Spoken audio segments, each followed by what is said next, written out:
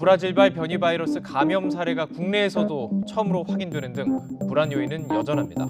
중국에서는 베이징 주변 수도권 지역에서 사흘 만에 100명이 넘는 감염자가 나오자 인구 7,500만 명의 허베이 성도 방역을 위해 전시 상태를 선포했습니다. 코로나19 사태 종식을 선언한 중국이 최근 비상 방역을 위해 전시 상태를 선포했다. 코로나19가 창궐한 지 1년이 지난 지금 변이 바이러스 출현으로 세계는 더욱 긴장하고 있다. 총성 없는 바이러스의 습격은 과거 전쟁사에서도 유례를 찾기 힘들 정도로 인류에 큰 피해를 주고 있다. 코로나19와의 전쟁에서 이길 수 있는 강력한 무기는 무엇일까? 두말할 것 없이 방역과 백신 개발일 것이다. 뉴스멘터리 전쟁과 사람은 인류를 끊임없이 위협하는 감염병을 전쟁사의 측면에서 살펴보고 이 전쟁에서 이기는 방법은 없는지 알아본다. 전쟁 없는 세상을 꿈꾸기에 전쟁을 연구합니다. 안녕하세요. 뉴스멘터리 전쟁과 사람 허준입니다. 안녕하세요. 강유지입니다. 2019년 12월이었습니다. 중국 우한에서 폐렴이라는 단어가 등장을 하면서 무려 1년이 훌쩍 지났습니다만 아직도 인류는 바이러스와의 전쟁을 계속해서 이어나가고 있습니다. 이 전쟁사를 통틀어 봐도요. 이렇게 전 세계를 멈추어버린 전쟁 없었던 것 같아요. 네, 이 코로나19가 3차 대유행까지 이어지면서 기세가 꺾이지 않다 보니 전쟁만큼이나 큰 인명피해를 낳고 있는데요. 그래서 오늘 뉴스멘터리 전쟁과 사람에서는 이 코로나19를 전쟁의 관점에서 얘기해 보겠습니다. 먼저 임용환 소장님, 그리고 오늘 특별히 자리해 주신 인류학자 박한선 박사님 모셔보겠습니다. 안녕하세요. 반갑습니다. 안녕하세요. 네, 안녕하세요.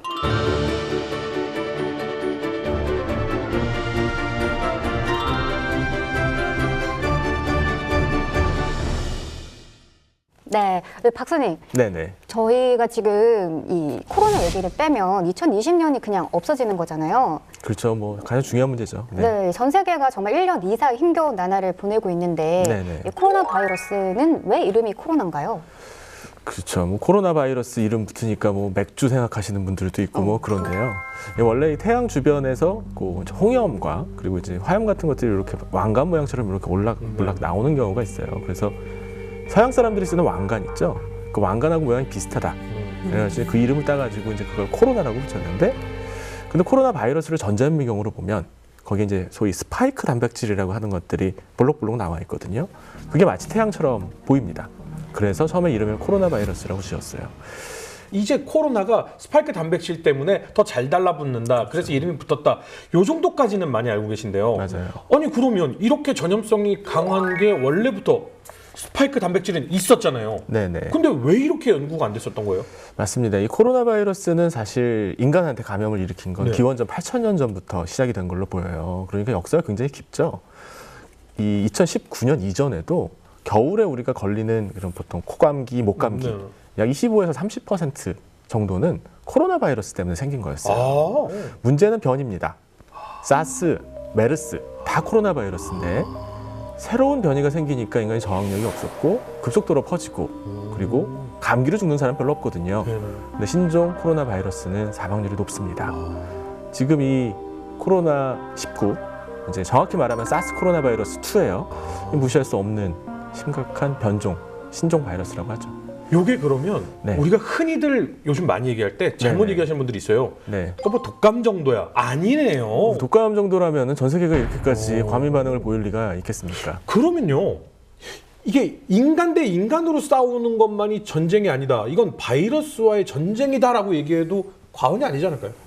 제가 생각해 보면 이게 전쟁이라고 하는 경우는 결국 우리가 정상 생활을 포기를 하고 통제된 생활을 해야 된다는 거죠. 2차 대전 때 사이렌 울리면 네네. 뭐 저기 모든 걸 중지하고 땅속으로 들어간다거나 그렇죠. 뭐 이런 거는 뭐 어떻게 한다거나 이런 제약 속을 우리가 스스로 걸고 살아야 되니까 전시 체제에 사는 거와 다름이 없다라는 생각이 드는 거죠. 아니 근데 코로나와의 전쟁 이렇게 많이들 얘기를 하잖아요. 그렇죠. 근데 정말로 의료계에서는 진짜 전쟁을 하는 것보다 더 심각하잖아요. 그 미생물학이나 면역학에서는 예전부터 전쟁의 유비를 많이 썼었어요. 네, 그래서 아마 전쟁 이야기 좋아하시는 분들은 면역학 공부도 좀 잘하실 수 있을지도 그래요? 모르겠습니다. 바이러스나 병균이 신체를 공격하고요. 네. 몸에 있는 면역세포가 그걸 방어합니다.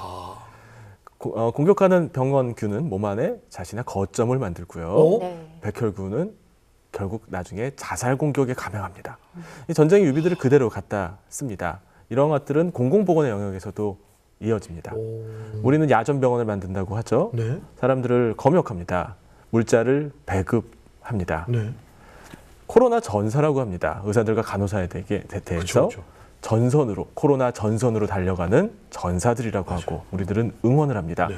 방송에서는 계속 선무 방송이 나와요. 서로 거리를 둬야 된다. 코로나를 이겨야 된다. 전쟁에서 승리해야 된다. 심지어 백신 개발하는 미국의 프로그램 이름은 오퍼레이션 워프 스피드, 우와. 초고속 작전이라고 합니다.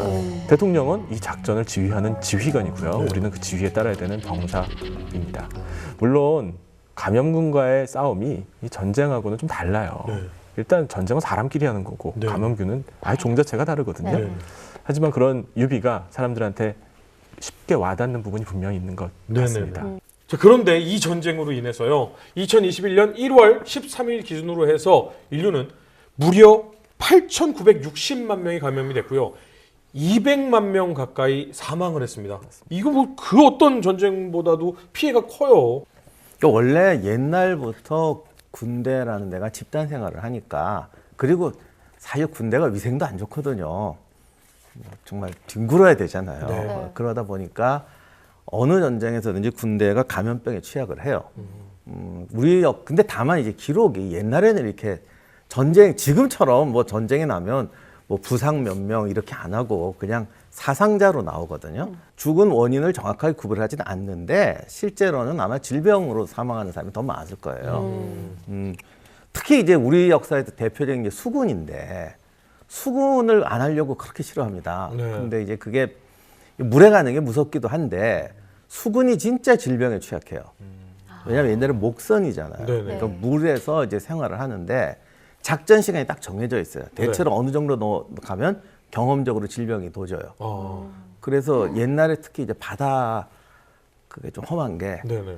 이렇게 병자가 생기면은 섬에 버리고 와요. 아이고야. 저도 옛날에 학생 때 이거 처음 읽었을 때는 야 어떻게 옛날에는 정말 인권이 없었구나 이렇게 생각했는데 따지고 보면 그것도 인권이 없어서가 아니라 인권 때문에 하는 거예요. 왜냐하면 이 사람들이 그냥 돌아가면 병에서 다 죽거나 가족들한테 옮겨요. 그러니까 이분들이 인권을 지키는 방법이 지금하고 달랐던 거지. 그때는 비인간적인 수법을 쓸 수밖에 네네. 없는 거죠.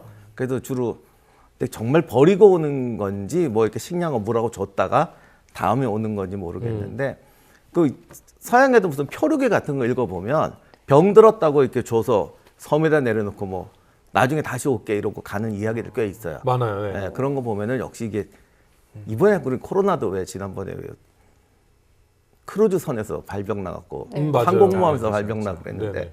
그런 게 힘든가 봅니다. 사실 중세 이후까지도 현대전이 시작되기 전까지도요. 요새 전쟁은 그냥 우리의 역사였잖아요.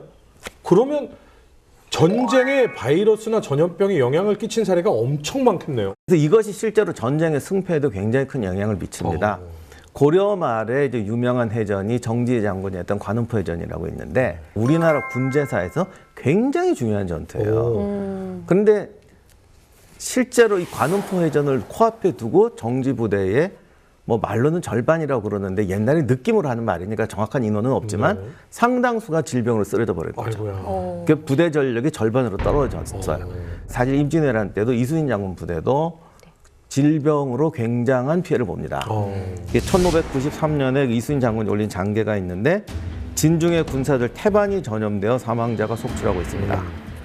여기에 군량이 부족해서 계속 굶으니까 또 영양이 부족하니까 병이 더 잘 나고 병이 나면 반드시 죽게 된다. 그래서 2년 동안에 6,200명 중에서 사망자가 600여 명이라고 그랬어요. 근데 이게 전사자랑 합친 숫자인데 일부 연구에서는 3분의 2가 병사자일 거다라고 아이고야. 얘기를 합니다. 군대를 보면은 이제 중세나 그리스 중장보병이나 중세 군대 같이 미리 자기들끼리 이렇게 모여 사는 군대 아니면 이제 같은 동네에서 나온 부대 원래는 이렇게 모았잖아요. 네네네. 이런 부대들은 의외로 병에 좀 강한 것 같아요. 이런 팀이 어디 원정 가면 병 들어 죽었다는 얘기가 별로 없어요.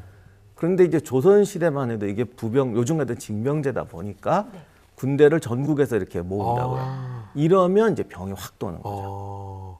원정을 가도 굉장히 좀 문제가 많이 되겠습니다. 네, 낯선 환경. 원정 네, 갔을 때는 그것도 두 경우가 있는 것 같은데 갔다가 이분들이 적용이 안 된 바이러스를 만나서 병이 드는 경우요. 그렇죠. 삼국지의 북방 군대가 남쪽에 오면 100% 병든다. 그 의학이 없는데도 날짜까지 알더라고요. 네. 쟤들 며칠 지나면 분명히 병돌아. 이런 게 있어요. 그 지역병 때문에. 네. 아니면 이제 넓은 지역을 원정을 가다 보면 현지 왜 징병을 하잖아요. 그러면 또 병이 도는 거예요. 결국은 누군가는 걸리게 되는데 네. 이게 아무래도 네. 집단이 모이면 바이러스가 퍼진다. 이게 네네. 기본적인 생각이 맞는 거죠. 그럼요. 진짜 제가 군의관으로 처음에 이제 임관이 돼서 갔습니다. 네네. 근데 군대 가보신 분은 알겠지만 군대 군의관이 참 많아요. 네네.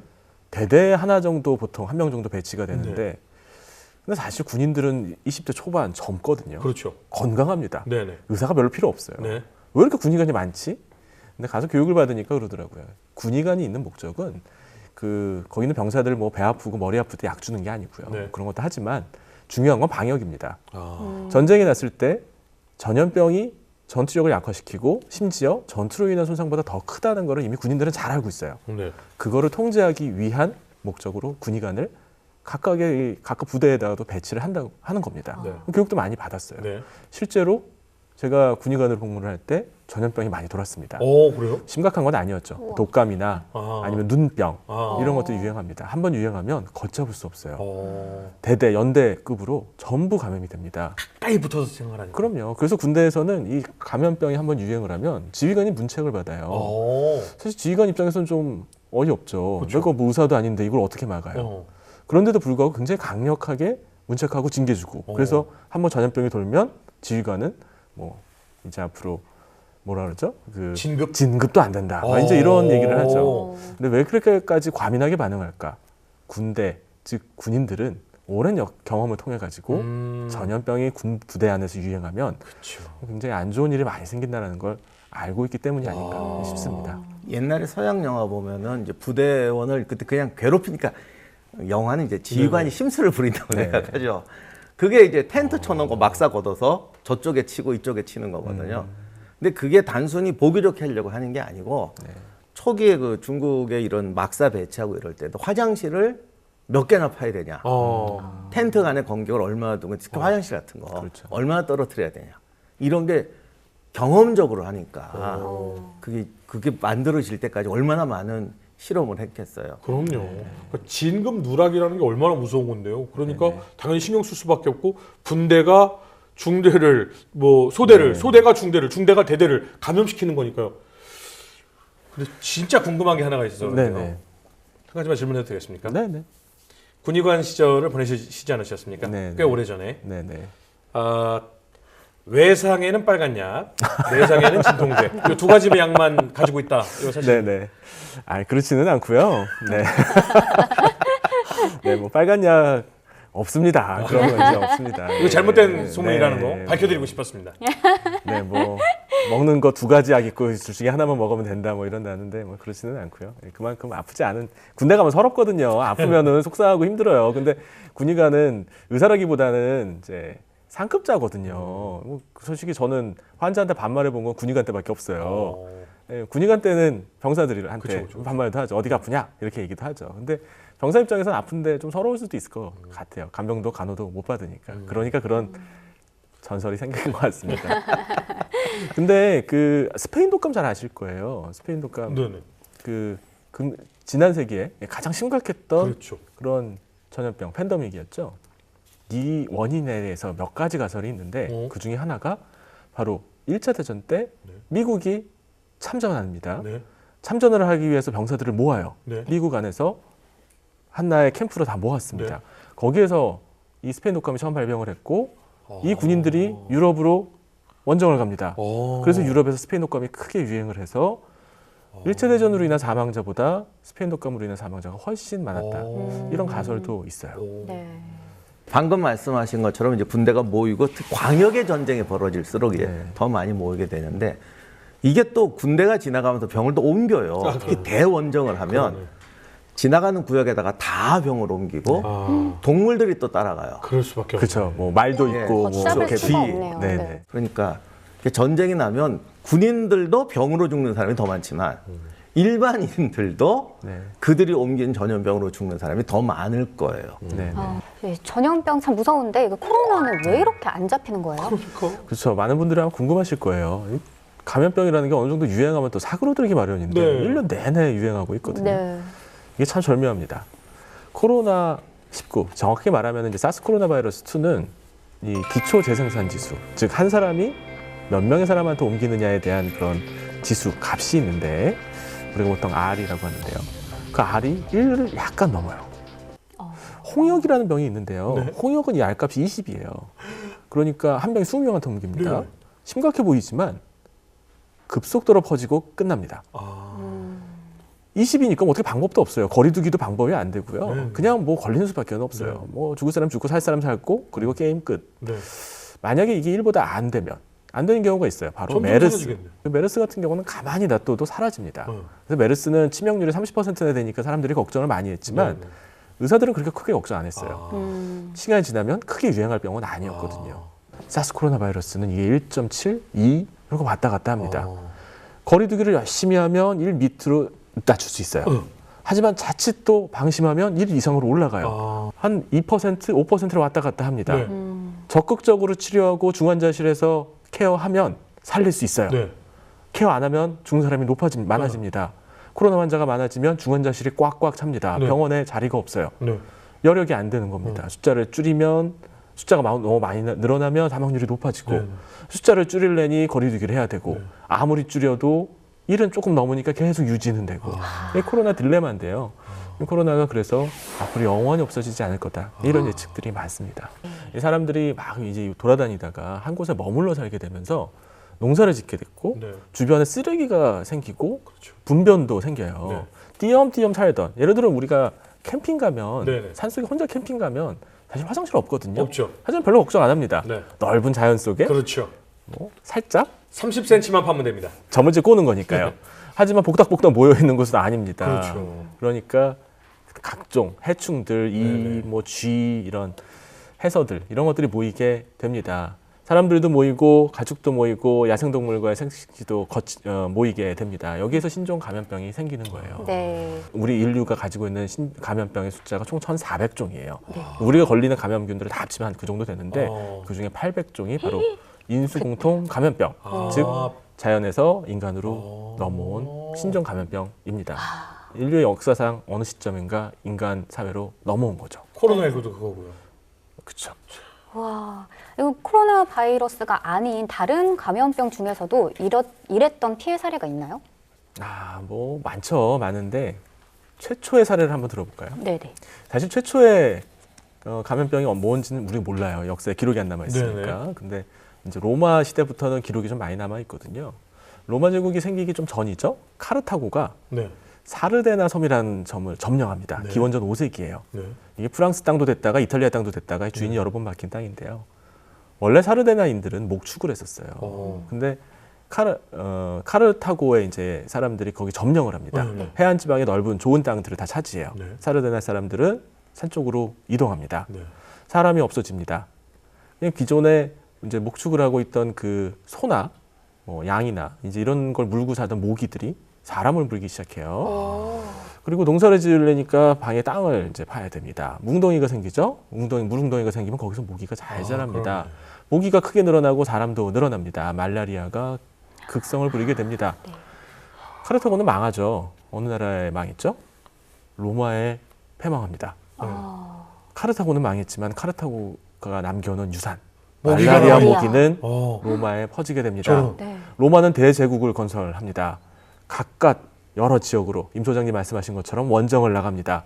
말라리아도 그 길을 따라서 그 전쟁터를 따라서 로마 제국으로 퍼집니다. 그래서 로마 시절에는 말라리아를 로마 열병이라고 부르기도 했습니다. 전염병과 전쟁은 생각보다 굉장히 밀접한 관련을 가지고 있습니다. 이거 전쟁사를 아시는 분들은 그러면 한니발의 복수는 모기가 했네요. 자기도 죽었잖아요. 네. 그렇게. 근데 이게 민간인들 피해도 어마어마하게 커지게 되는 거네요. 이렇게 되니까. 그렇죠. 그래서 제가 요번 준비하다가 문득 깨달은 게 있는데 좀 밀집하면은 병이 나거든요. 네. 근데 일부 농성정 같은 걸 하면은 사실 요새가 좋으면 공격해서 함락시킨다는 게 못해요. 그렇죠. 희생도 너무 네, 크고. 네. 그러면 결국은 다 포위해서 말려 죽이는 건데 그렇죠. 이게 이제 식량이 떨어질 때까지 기다리는 경우도 있지만 네. 안에서 병이 돌고 식수 부족은 다 병이거든요. 굶주림 이런 것들이 병이 돌아서 떨어지는 거예요. 그러다 보니까 옛날에 이렇게 성을 이렇게 둘러싸 포위를 하면 주민들을 내보내는 경우가 있어요. 군인만 남고 주민은 나가라. 적들 앞으로. 민간인들이니까 아무튼 죽는 것보다 나으니까 그래서 이제 내보내는데 그런 것들을 보통 우리는 그 좀 인도주의적 차원이거나 아니면 식량을 절약하기 위해서라고 생각했거든요. 네. 가만히 생각해 보니까 결국 그렇게 모여 있으면 병이 돌거든요. 그래서 내보내는 것도 있었을 것 같아요. 그래서 제가 이번에 정말 가끔 정말 이거 오해하는 분들이 많은데 우리나라의 성은 이렇게 넓은 성 있잖아요. 그러면 전 주민이 같이 사는 그래서 방을 쓰더라 했다. 그렇죠, 그렇죠. 뭐 서양이나 일본 성 같은 건 성이 조그맣잖아요. 네네. 이건 지들만 살려고 군인들만 살려고 만든 성이다. 이렇게 오해하는 분들이 종종 계신데 네.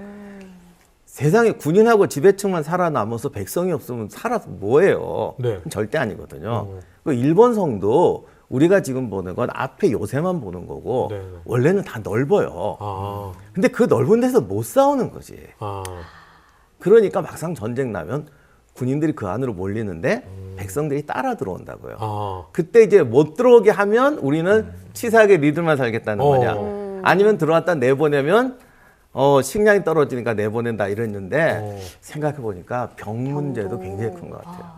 지금 이야기를 들어보면요. 사실 중세 이후까지도 현대전이 시작되기 전까지도요. 요새 전쟁은 그냥 우리의 역사였잖아요. 그러면 전쟁에 바이러스나 전염병이 영향을 끼친 사례가 엄청 많겠네요. 그럴 것 같아요. 가장 유명한 얘기는 역시 펠로폰네스 전쟁 때 그 아테네 이야기인데 아테네는 자기네가 이긴다고 확신하고 있었어요. 전략적으로 질 수가 없는 전쟁이다. 그래서 승리의 전략을 했는데 그 승리의 전략을 하기 위해서는 도시 밖에 있는 사람을 다 성 안에 넣어놨어야 된단 말이죠. 네, 네. 그러다 보니까 병이 돌아버리게 되는 거죠. 결국 시민 3분의 1이 가까이 죽었고 네. 이게 그러다 보니까 지도자도 죽고 나중에는 군인들까지도 죽고 그러니까 또 아까 말씀하신 것처럼 군대가 원정을 가는데 네. 군인 따라가니까 포위하고 있던 군대가 병들어서 이렇게 네네. 절단이 나버리는 거예요. 그러다 결국 아테네가 지게 되죠. 그 투키디데스 역사가잖아요. 네. 근데 그때 아테네에 있었어요. 네네. 본인이. 네. 그리고 본인도 그 아테네 역병에 감염이 됩니다. 아하. 죽을 뻔했어요. 네. 덕분에 기록이 잘 남아 있습니다. 인류가 감염병을 이제 유행할 때 어떤 반응을 보이는지에 대해서 아주 잘 기술해 놨습니다. 소장님 말씀하신 것처럼 아테네 시민들은 감염병에 대항해서 똘똘 뭉치지 않았습니다. 감염병이 유행을 하니까 네. 오늘 살지 내일 살지 몰랐어요. 네네. 밖에서는 스파르타가 쳐들어온다고 하죠. 네. 향락에 빠지게 됩니다. 하루하루의 삶을 즐기려고 그런데 집착하게 네네. 됩니다. 이 전쟁을 이길 수가 없습니다. 네. 저는 전쟁에 대해서 잘 모르지만 아마 그때 그 아테네 지도자도 몇 번 바뀌고 막 그랬을 네. 거예요. 쫓겨나기도 하고 이런 식으로 해서 어떻게 이길 수 있겠습니까? 사실 전쟁의 승패는 기원전 5세기 기원전부터 그리스 때부터 이 감염병이 좌지우지했는지도 모르겠습니다. 근데 그러니까, 네. 그러니까 전쟁이 나면은 이제 사람들이 단합할 거라고 생각하잖아요. 근데 확실히 단합을 하고 또 그런 장면만 모아놓으면 네. 굉장히 감동적인 장면도 많아요. 근데 전쟁이 오래 계속되면 사람은 점점 더 이기적이 되죠. 말씀하신 대로. 그래서 사실은 그 펠로폰네스 전쟁이 투기디데스에게 충격을 줬던 거는 전쟁이 지속되니까 사람들이 가혹해지더라. 그래서 그 이전까지 그리스 폴리스는 자기들끼리 죽인 적은 없었다. 그런데 이제 시민들이 둘로 패가 나뉘어져서 죽이고 나중에 어떻게 되냐면 이쪽에서 쟤들을 죽이면 재산이 얼마 떨어진다. 왜냐면 이제 숙청 명단이 나오니까 그러면 우리가 얼마씩 돌아온다. 이것까지 계산하면서 죽이는 거예요. 이거를 어떻게 보면 이념 전쟁으로 이해하시는 분도 있어요. 정치 체제 때문에 죽이니까. 네. 근데 사실은 전염병이 돌고 사람들이 죽어가니까 사람들이 말씀하신 것처럼 이 세계에서 내가 그냥 얻을 거 얻어야겠다. 그러면 자기들 편마저도 약탈하고 죽이고 뺏어가는 사태가 벌어지게 되는 거죠. 그때 아테네가 신에게 버림받았다고 생각을 했다고. 근데 뭐 그런 소리를 안 하겠어. 왜냐하면 자기들끼리 죽이니까. 결국 소크라테스의 죽음이 왜 유명하냐면 아테네 사람들이 죽였잖아요. 근데 소크라테스만 죽인 게 아니고 그 전에 벌써 죽고 죽였어요. MC께서는 혹시 적금 드세요? 조금 들죠. 네. 네네. 미래 대비해야 됩니다. 미래. 네네. 미래를 대비하신다고요? 그럼요. 오래 살 자신 있으신가요? 아닙니다. 네. 맞는 저희 말이에요. 자손이 퍼져야 되니까. 우리가 그 적금을 들고 미래를 대비하고 네. 공부도 열심히 하고 그렇죠. 인간관계도 쌓고 네. 신뢰관계도 쌓는 이유는 앞으로 살아남으면서 오래 살 수 있다는 믿음이 있기 때문입니다. 감염병으로 인해서 주변 사람들이 픽픽 쓰러져 죽어 나가고 전쟁으로 인해서 사람들이 또 죽어 나가면 네. 네. 사실 내일이 있을지 내년이 있을지 몰라요. 그렇죠. 적금 안 들죠.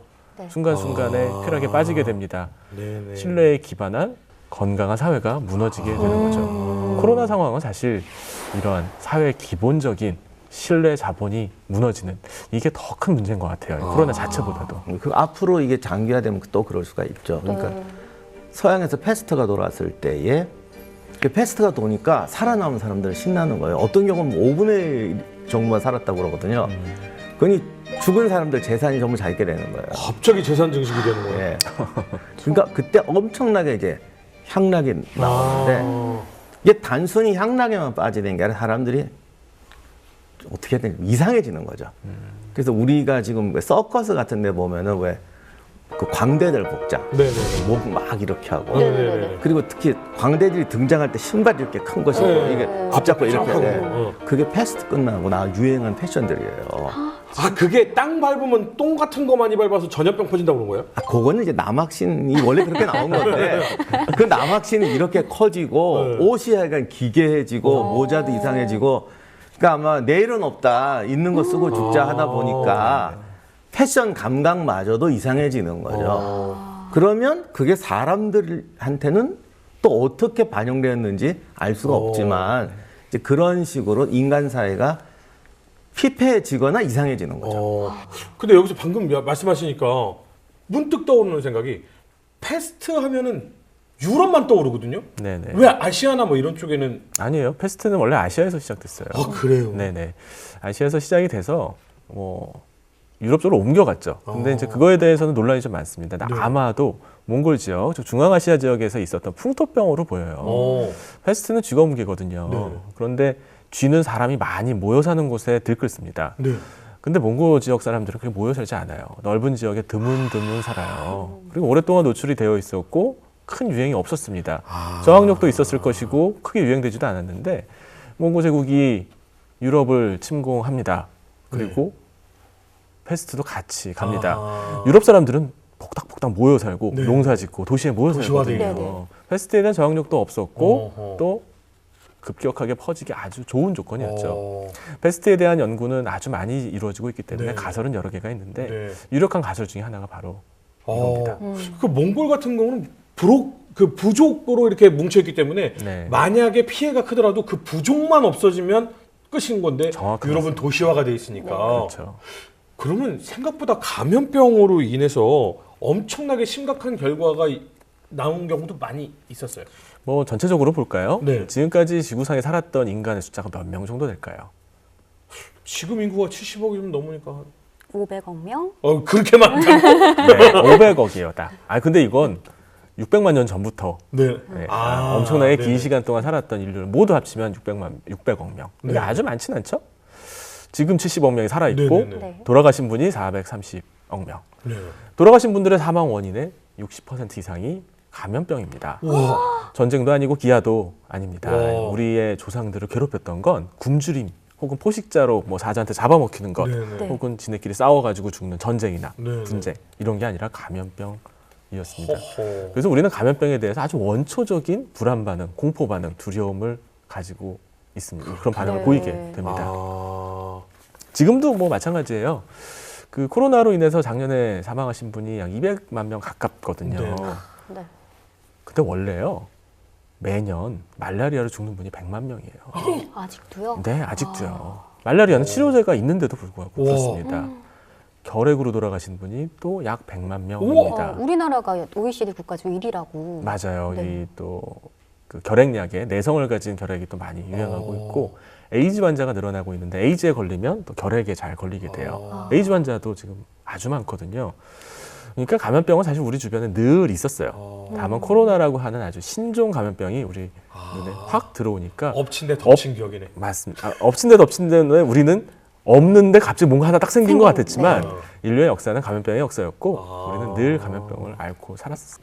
그런 거 보면 전쟁하고 똑같네요. 전쟁이 끝나면 보통 이제 원인을 제거하려고 그러잖아요. 그렇죠, 그렇죠. 네네. 그럼 이제 다시는 이런 전쟁이 안 날 거다 그러면 또 새 전쟁이 나고 또 무슨 새로운 무기가 나오면 이 무기 때문에 이제 게임 체인저다 그러면 또 딴 무기 금방 나오고 그래서 전쟁하고 바이러스하고는 정말 비슷한 것 같아요. 네. 지금까지 저희가 전쟁 속에서 발생한 전염병 이야기를 해봤는데요. 이번에는 전염병을 무기로 사용한 이야기들을 해보겠습니다. 전에 저희 뉴스멘터리에서도 했었잖아요. 카파 전투. 네. 했었죠. 전염병을 무기로 사용한 이 얘기는 뭐 워낙 유명해서 그 중에서 유럽이 인디언들에게 끼친 그 내용이 굉장히 유명하잖아요. 맞아요. 담요. 인디언들이 전염병으로 거의 몰살당했었죠. 근데 이건 정말 박사님 계신 게 저도 여쭤보고 싶은데 이게 설이 여러 가지더라고요. 근데 사실은 이 얘기가 좀 자극적이긴 한 것 같아요. 그러니까 천연두 같은 게 직급은 거의 없지만 이게 무섭게 죽으니까 네. 뭐 저기 특히 원주민들은 도시화된 유럽인들보다는 저항력이 약하거든요. 그래서 뭐 천연두 묻은 담요를 뭐 갖다 줬다는 네네네. 뭐 이런 얘기가 사방팔방에 돌고 있는데 그런 짓 안 했어도 백인들하고 교류하다 보면 전염병이 갔을 것이고 그렇죠. 또 인디언 사회에 있던 전염병이 백인한테 오기도 했겠죠. 그러니까 네. 대표적인 게 매독인데 제가 읽은 책에서는 서로 의견이 나뉜다고 그래요. 백인이 가져온 거다 아니다 인디언색에서 온 거다 뭐 이렇게 싸운다는데 아무튼 결국은 사람이 만나니까 섞이게 됐다가 본질인 것 같아요. 네네. 그러니까 이 미국의 그 일상이나 역사를 그린 드라마들 같은 거 보면은요 그런 이야기가 나오더라고요. 콜럼버스가 막 이 미 대륙을 발견했다 그래서 막 축제도 있지만 네네. 인디언들에게는요 시위하는 날이더라고요. 너희 때문에 학살당한 우리를 기억해라 하면서 학살 이런 얘기도 있더라고요. 맞습니다. 이게 우리는 뭐 콜럼버스가 미국을 발견했다 이렇게 얘기를 하지만 사실 미국은 이미 발견돼 있었어요. 그렇죠. 우리가 인디언이라고 하는데 사실 인디언들은 솔직히 인도하고 아무 상관없거든요. 네, 그렇죠. 아메리칸 원주민인데 그냥 그렇게 대충 부르는 거죠. 지금도 그렇게 부르죠. 감염병에 관해서도 마찬가지입니다. 인디언, 정확하게 말하면 아메리칸 원주민들은 수렵 채집을 했었어요. 특히 북미의 아메리칸 원주민들은 그렇게 했었습니다. 네. 모여 살지 않으니까 감염병이 흔하지 않았습니다. 네. 세계적인 인류학자 제레드 다이아몬드가 총균세라는 책에서 유럽이 신대륙을 발견해서 정복할 수 있게 만들었던 힘 중에 하나는 바로 감염병, 균이라는 거죠. 감염병을 퍼뜨리면서 떼죽음을 당합니다. 거의 90%의 아메리칸 원주민들이 죽어요. 천연두라든지 인플루엔자, 감기 같은 것들은 유럽에서 이제 아메리카로 옮겨진 네. 전염병이라고 할 수 있죠. 매독은 아마도 원주민들이 유럽으로 옮긴 것 같습니다. 콜럼버스가 미 대륙을 발견한 이후에 유럽 사회에서 매독이 점점점 늘어나게 됐거든요. 이건 오며 가며 했던 거죠. 다만 이제 매독은 성병입니다. 그리고 천연두라든지 인플루엔자, 감기 같은 것들은 유럽에서 이제 아메리카로 옮겨진 네. 전염병이라고 할 수 있죠. 근데 어떻게 보면 이렇게 양쪽이 서로 전염병을 퍼뜨리고 내성을 갖게 되면서 인류는 조금씩 진화한 거네요.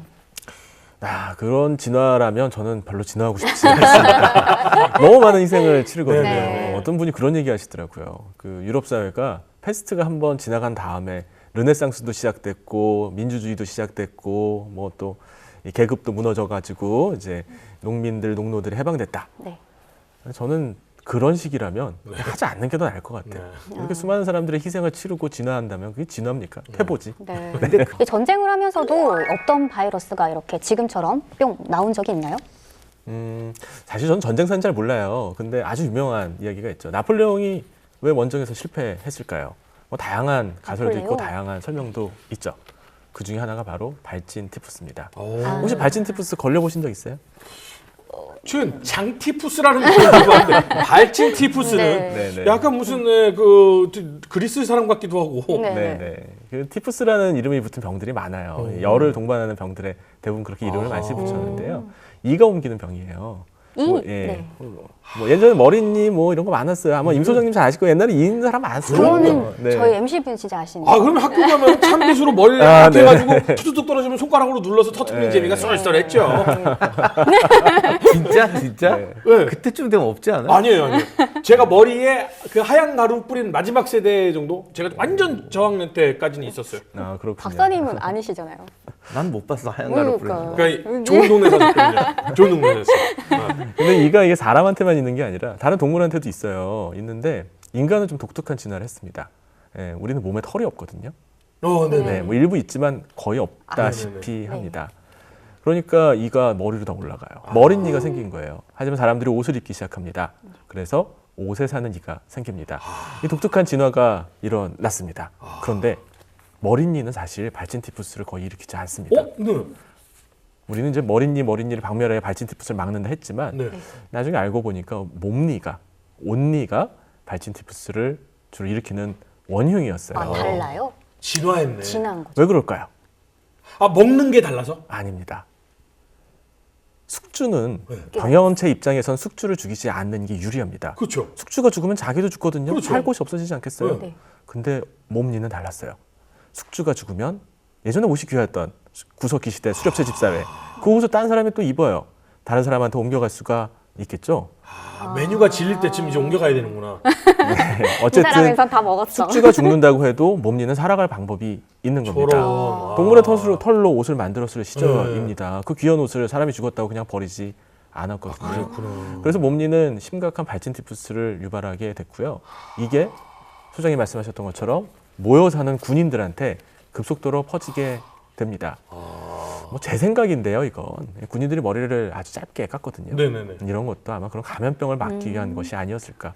아마 군대 다녀본 시청자분들은 잘 아실 거예요. 군대에서 얼마나 위생에 철저한지. 딴 건 몰라도 햇빛에 뭐 말리는 것만큼은 정말 많이 시키는 것 같아요. 맞습니다. 예, 굉장히 중요한 이제 군대에서는 굉장히 중요한 일이라고 할 수 네네. 있죠. 뭐 나폴레옹 원정에 대한 직접적인 경험을 가지고 있는지 모르겠지만 그런 경험이 군대 교리로 매뉴얼로 계속 축적되면서 지금의 뭐 현대 군들 그런 부분에 크게 신경을 쓰는 것 같습니다. 지역 군대는 어떻게 알아서 하는데 이렇게 국가가 생겨가지고 멀리서 징병해서 모을 때가 문제잖아요. 근데 아마 그거를 제일 먼저 한 거는 역시 고대 중국이 그 중에 하나인데 네. 우리가 그 진시황 병마용 보면은 그때가 이제 요즘 말로 하는 징병해가지고 여러 부족에서 혼성 부대를 만들 네네. 때예요. 그래서 중국의 서안 가보시면 그 병마용들 보면은 이 부족마다 머리 모양이 조금씩 다릅니다. 그건 뭐냐면 강력한 국가가 생겨가지고 지역 군대를 모아서 다시 섞는 거예요. 그러니까 중세 영주들처럼 자기 깃발에서 싸우는 게 아니고 뽑아서 섞었다는 게 그거 있거든요. 근데 그때까지는 아직 머리 안 잘랐어요. 그런데 지금 말씀 듣고 생각난 건데 그 인형을 정교하게 만들었기 때문에 네. 자세히 보시면 머리는 안 잘랐지만 일단 묶습니다. 다도 그것까지야 뭐 이해했지. 뭐 흩날리고 안 네. 되니까. 근데 가만히 보면 빗질을 머리를 철저하게 찬빗으로 긁어서 딱 묶어요. 그 머리카락이 쫙 빠져 있는 걸 네. 만들어 놨어요. 그러니까 그게 아마 이 때문인 거예요. 네. 그렇듯한 네. 요만큼만 묶어서 싹 빗으면 싹 떨어지니까.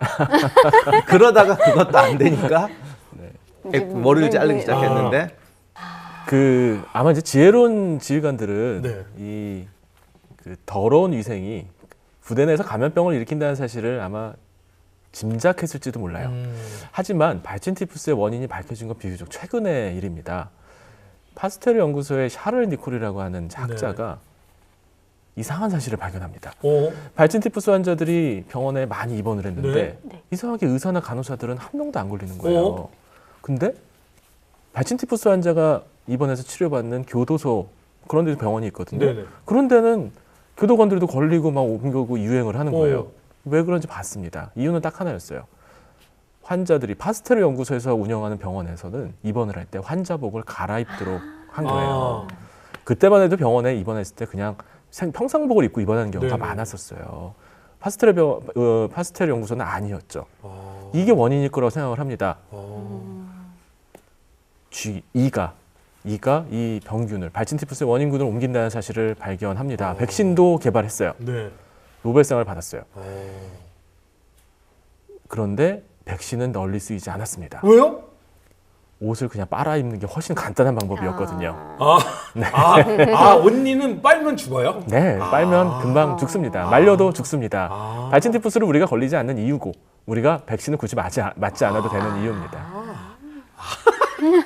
재밌다. 네. 결국 전쟁은 바이러스를 퍼뜨리는 데 영향을 주었지 만들지는 못했던 거네요. 전쟁이 새로운 신종 감염병을 만들었느냐 그런 말씀이시죠? 네. 그건 아닙니다. 신종 감염병은 전쟁, 즉 부대에서 생긴 게 아니라 군대는 이런 전염병을 널리 퍼뜨리는 역할은 했지만 네. 전염병이 생긴 이유는 바로 도시 생활입니다. 네, 그런데 어떤 전염병이든 초기 대응이 결과에 큰 영향을 미치잖아요. 이번 코로나 바이러스는 세계보건기구 WHO에서 초기 대응이 늦었다라는 평가가 있었어요. 지난해 1월 31일 신종 코로나 바이러스 감염증 국제적 공중보건 비상사태를 선포하고 3월 11일에서야 코로나19 팬데믹 선언을 했는데요. 그때 당시에 아시아, 미국, 유럽으로 코로나가 이미 확산된 뒤였잖아요. 이것도 전쟁이랑 좀 비슷한 것 같은데 이 초기 대응과 피해 정도 어떤 연관성이 있다고 봐야 될까요? 맞습니다. 감염병이 한번 신종 감염병이 특히 유행을 하면 초기에 잘 잡아야 돼요. 초기에 잡으면 해결할 수가 있거든요. 재작년 12월 말에 우한에서 처음 폐렴 환자, 상세불명의 폐렴 환자가 생겼을 때 이 원인이 뭔지 몰라서 사람들이 다 막 찾고 막 고민하고 막 여러 가지 가설들이 나왔는데 2달이 지나서야 사스 코로나 바이러스라는 사실이 밝혀집니다. 원인을 모르고 무엇 때문에 걸리는지도 모르면 사실 대처도 어떻게 할지 모르니 늦어질 수밖에 없는 일입니다. 또 생각해 보면요, 전쟁도 처음에 빨리 처리했으면 이렇게 안 됐는데 나중에 심각한 결과를 초래한 경우도 많이 있어요. 그러니까 원래 전쟁도 전쟁마다 양상이 좀 다르니까 요거는 조금 애매하네요. 보통은 초기 대응이 다 중요하다고 생각했죠. 1차 세계대전 때 이게 참호전이라는 게 일종의 초기 개념이에요. 아까 말씀 똑같잖아요. 봉쇄선 안으로 들어오지 마라. 그래가지고 그걸 막겠다고 전 군대를 다 밀어 넣었더니 어마어마하게 죽는 거예요. 그 라인에서. 그래서 나중에 나온 게 이러지 말고 끌어들여서 잡자. 이 교리가 1차 대전 말에 거의 정설이 돼버렸는데 노르망디 상륙작전 할 때 이걸 어떻게 할 거냐. 끌어들여서 잡을 거냐. 해안에서 경멸시키냐 갖고 굉장히 이제 논쟁이 벌어져요. 근데 이게 결국 논멜 말대로 상륙작전은 해안에서 잡아야 돼요. 그래서 지금도 아마 상륙작전은 교두보를 주기 전에 해안에서 잡아야 되고 그 1차 대전 같이 한 치의 땅도 물로 줄 수 없다 이러고 이렇게 봉쇄선을 치면 안 된다. 오히려 더 큰 희생이 난다. 근데 또 뭐 코로나 지금 지휘하시는 분들한테 이게 또 영감이 갈지는 모르겠습니다만 2가지 경우가 있더라고. 끌어들여서 잡는 경우와 초전에 진입하는 것. 맞습니다. 전쟁도 그렇고 감염병도 그렇고요. 결국 사후 해석이에요. 이제 와서 이렇게 유행을 하니 초반에 잘했으면 어땠을까, 얼마나 좋았을까 생각을 하지만 사실 그건 알 수 없는 일입니다. 신종플루가 팬데믹 선언이 됐었어요. 아마 기억하실 거예요. 신종플루. 그때 타미플루 막 먹고 막 그랬었는데 그거는 너무 성급하게 팬데믹 선언을 했다라는 비판을 받기도 합니다. 임진왜란 때도 그랬다고 하잖아요. 전쟁이 날 겁니다. 아닙니다. 전쟁이 안 납니다. 전쟁이 난다고 생각하는 사람들은 병사도 훈련하고 무기도 만들어야 된다. 아니라고 생각하는 사람은 좀 그럴 필요 없다. 괜히 사람들을 불안하고 힘들게 할 필요가 없다. 징집이 얼마나 힘든데 군대 군역을 하는 게 얼마나 고통스러운데 전쟁이 안 났더라면 전쟁이 난다고 했던 사람들이 아마 역적으로 몰렸을지도 모르는 일입니다. 그래서 미리 판단하고 혹은 초기에 정확하게 판단하는 건 대단히 어려운 일입니다. 코로나도 아마 그러다가 말았으면 과도하게 오버했네. 이런 얘기가 또 분명히 있었을 거예요. 그럼 바이러스와의 전쟁으로 넘어가서 저는 항상 궁금했던 게 어디 성벽 치고 사는 거 아니잖아요. 전 세계가 모두 다 열려 있는데 다른 곳에 초기 대응이 잘 된 곳도 있었나요? 그럼요. 스페인 독감이 미국에서 크게 또 큰 타격을 줬거든요. 근데 필라델피아하고 샌프란시스코하고는 대응 방향이 완전히 달랐어요. 필라델피아에서는 괜찮다, 문제 없다, 걱정하지 말라. 정부 당국이 그냥 이렇게 근거도 없는 희망적인 이야기만을 계속 떠듭니다. 네, 근자감. 그래서 시체들이 쌓여가고 사람들이 막 약탈을 하고 도망가고 패닉에 빠지고 경찰들이 일을 안 하고 병원에 있는 의료진도 빠지고 그런데도 불구하고 근자감, 근거 없는 희망적인 이야기만 계속했죠. 네. 샌프란시스코는 달랐습니다. 어허. 그렇다고 해서 과도하게 상황을 뭐 이렇게 과장해서 이야기한 건 아니에요. 정확하게 몇 명이 죽었는지 상황이 어떤지를 시민들한테 정확하게 알렸습니다. 교사들도 또 시민들도 모여가지고 다 뭐 전화 교환수도 하고 간호사로도 일하고 자원봉사를 했습니다. 샌프란시스코와 필라델피아의 사망자 숫자는 크게 달랐습니다. 전쟁도 아마 그럴 것 같습니다. 이 전쟁에서 보통 밀리고 있는 나라일수록 뉴스나 신문이나 뭐 이런 데서 우리는 승전하고 있습니다. 이기고 있습니다. 이렇게 희망적인. 거짓 정보를 막 네. 하거든요. 네. 일본군이 태평전쟁에서 질 때 한국의 그때 당시에 한국 신문에 보면 늘 승리하고 있었다는 네, 거예요. 네. 그러니까 자기가 자기를 속이는 네. 격이 되는 거죠.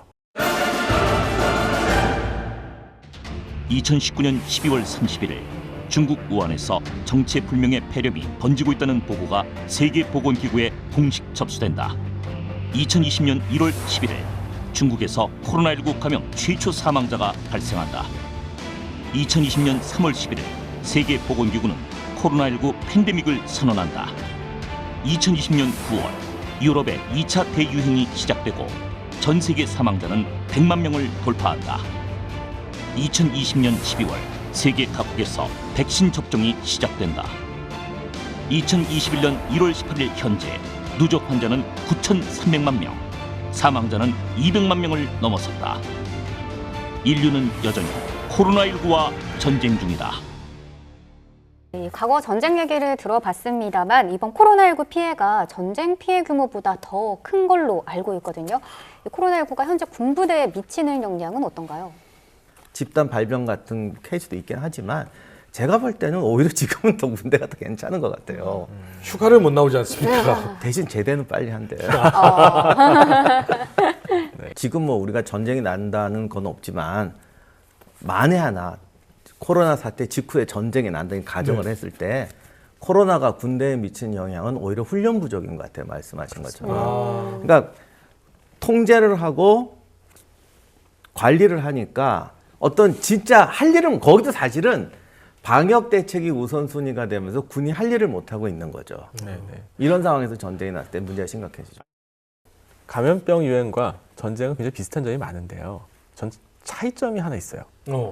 현대전은 우리가 과학전이다 뭐 이런 얘기 하잖아요. 하지만 그래도 가장 중요한 건 사기, 단결, 합심 뭐 이런 게 중요합니다. 그게 안 되면 지죠. 아무리 좋은 최첨단 무기를 가지고 있어도요. 그럼요. 감염병은 조금 달라요. 감염병은 물론 단결도 하고 단합도 하고 거리두기에도 적극 동참하고 마스크도 쓰는 게 중요하지만 결국 이 문제를 해결하는 게임 체인저는 백신입니다. 백신을 개발하지 못하면 절대 이 코로나 사태를 이겨낼 수 없습니다. 전 세계에서 막대한 예산을 들여가지고 백신 개발에 나서고 보급에 나서는 이유가 바로 그겁니다. 이 못된 바이러스, 이 못된 세균을 남한테 공격용 무기로 쓰는 또 그런 악독한 사례가 있을까요? 그 대부분의 감염균은요, 사람 사이에서 옮기거나 네. 아니면 사람과 동물 사이에서 옮깁니다. 네. 그게 접촉이 됐던 기침이 됐던 말이죠. 혹은 뭐 성관계가 됐던. 네. 그런데 그렇지 않은 감염병이 몇 개가 있어요. 그 중에 하나가 바로 탄저병이거든요. 네. 사프노시스라고 하는데요. 이 자연 상태, 뭐 의자라든지 땅이라든지 네, 네, 네. 뭐 무기라든지 벽이라든지 네. 이런 데 붙어서도 감염을 일으킬 수가 있습니다. 그러니까 안 죽어요? 벽돌을 네, 빨아먹고 살아요? 오랫동안 거기에서 잠복하고 있다가 사람 몸에 들어오면 또 감염을 일으킵니다. 와. 그러니 생화학 무기를 만드는, 생물학적 무기를 만드는 사람 입장에서는 이만한 무기가 없는 거죠. 그래서 사실 몰래 많은 국가에서 이 탄저균을 비상시에 사용할 생물학적 무기로 이렇게 비축하고 있어요. 저런. 탄저균은 백신이 있어요. 그래서 그런 무기를 만드는 나라에서는 백신도 많이 비축해 놓습니다. 자기네는 백신 맞고 그리고 퍼뜨리면 자기네 병사는 살고 상대방 병사는 죽겠죠. 물론 쉽게 쓰기는 어려운 일입니다. 하지만 전쟁이 막바지에 달하면 분명히 쓰게 될 겁니다. 천연두가 사라진 건 알고 계실 거예요. 네네네. 네. 천연두 예방접종 맞으셨어요? 저 어렸을 때 맞았죠? 네, 저도 받았어요. 네. 아마 안 받으셨을 거예요. 그런 것 같아요. 그래요? 맞아요. 네. 80년대 이후에는 우리가 천연두 예방접종을 하지 않습니다. 왜요? 사라졌거든요. 천연두는 이제 더 이상 걸리지 않습니다. 아, 지구상에 아예 아예- 한 마리도 없는 거예요? 아니요, 조금은 있습니다. 근데 면역 체계가 생긴 거죠. 면역은 이제 없으세요, 이재 MC 분은. 아, 그래요? 네네. 천연두 걸리면 큰일 나요. 네, 저는 괜찮아요. 그런데 이 천연두가 사라졌어요. 사라졌는데 두 군데서 보관하고 있어요. 어디요? 보관하고. 예전에 구소련, 지금은 러시아가 됐죠. 네. 러시아의 연구소 그리고 미국의 연구소 이 두 곳에서만 천연두 바이러스균을 냉동 상태로 보관하고 있습니다. 아, 그러다 또 사고 나면 어떡하려고. 그렇죠. 천연두가 뭐 좋은 게 있겠습니까? 그냥 없애버리면 좋잖아요. 네. 그런데 안 없어요.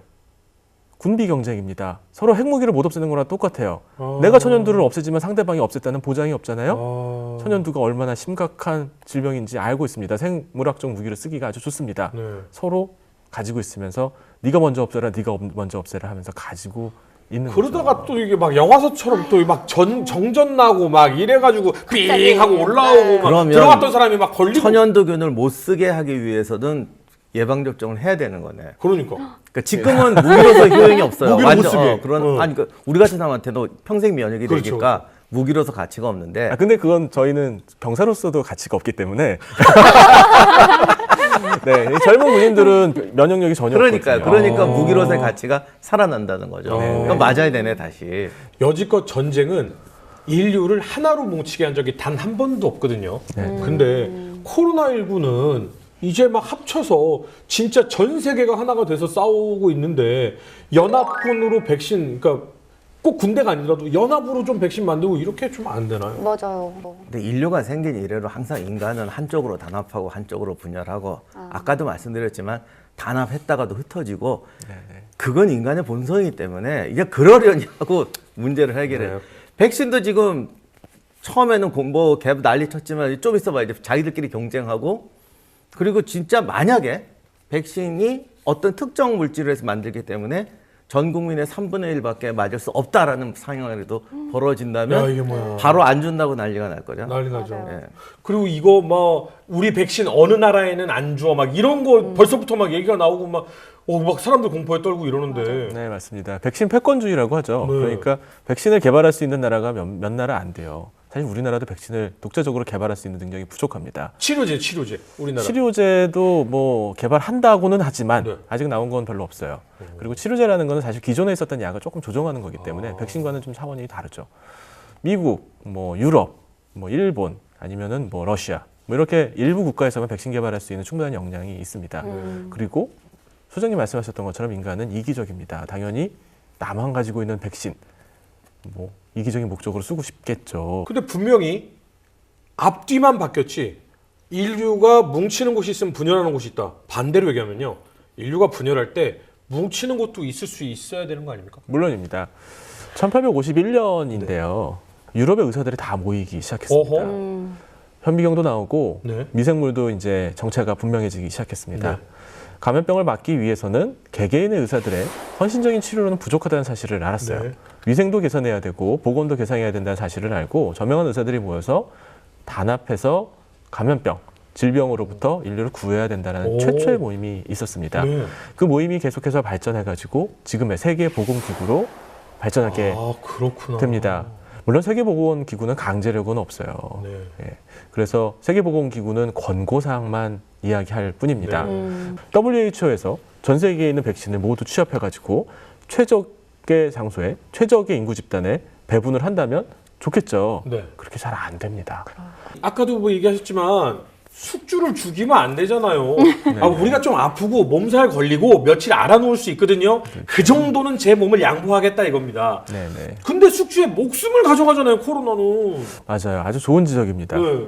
이상하죠. 감염균이 숙주가 죽으면 본인도 죽는데 네. 왜 이렇게 치명적인 감염균이 생기는 걸까요? 네. 몇 가지 기전이 있어요. 첫 번째는요. 수인성 감염병입니다. 콜레라 같은 경우가 대표적인데요. 콜레라는 걸리면 예전에 많이 죽었죠. 네. 이 19세기에는 한국에서도 10여 차례 발병을 했고 한성에서만 13만 명이 죽은 적도 있었습니다. 와. 설사병이거든요. 네네네. 설사를 많이 하면 어떻게 되죠? 탈진해요. 아니요. 콜레라 균 입장에서. 아, 퍼지기가 좋죠. 그렇죠. 그렇죠. 퍼지나. 설사를 통해 가지고 하천이나 온물로 연못으로 건너갑니다. 숙주가 죽더라도 훨씬 많은 사람들한테 퍼뜨릴 수가 있어요. 그러면 치명적인 병균이 생기게 됩니다. 매개체를 통한 감염도 마찬가지예요. 인간 말고 다른 숙주가 있는 경우에는 인간 숙주가 죽어도 살아남을 곳이 있습니다. 바로 지금 문제가 되고 있는 인수공통 감염병이 대표적인 사례라고 할 수 있죠. 세 번째 문제는 바로 인구 집중입니다. 인구가 아주 많으면요, 자신의 숙주가 죽어도 죽기 전에 많은 사람한테 퍼지면 그만입니다. 지금 어떻습니까? 너무 많은 사람들이 복닥복닥 모여 삽니다. 2천만 명이 넘는 도시가 거의 10개가 넘습니다. 사실 감염병이 유행하지 않으면 그게 더 이상한 상황이라고 할 수 있죠. 박사님, 네네. 얘네들 무슨 코로나 단백질에 뇌가 있어요? 뭐 그런 생각 같은 거 해요? 아니 어떻게 그걸 어떻게 알아? 얘네가 설사를 많이 하니까 우린 퍼질 거야. 뭐 그래요? 그런 건 아니죠. 그런데 진화적으로 보면 그렇게 퍼지는 변이가 있고 안 퍼지는 변이가 있고 그게 늘 쉬지 않고 일어납니다. 그러다가 퍼지는 빨라서. 변이가 살아남은 거겠죠. 맞습니다. 정확하게 얘기하셨습니다. 그런 변이들이 점점 많이 살아남게 됩니다. 네. 우리는 지금 코로나19와 아주 기나긴 전쟁을 하고 있습니다. 근데 앞으로 인류가 존재하는 한 또 다른 바이러스가 계속해서 창궐을 할 텐데요. 어떻게 하면 좋을까요? 저희가 전쟁과 사람인 만큼 이 전쟁과 비교해서 한 말씀 부탁드립니다. 인류가 생긴 이래로 전쟁을 좋아하는 사람은 어디 있겠어요. 그러니까 전쟁을 억제하려는 노력을 하지 말자가 아니라 결과적으로는 공생이 돼버린다는 거죠.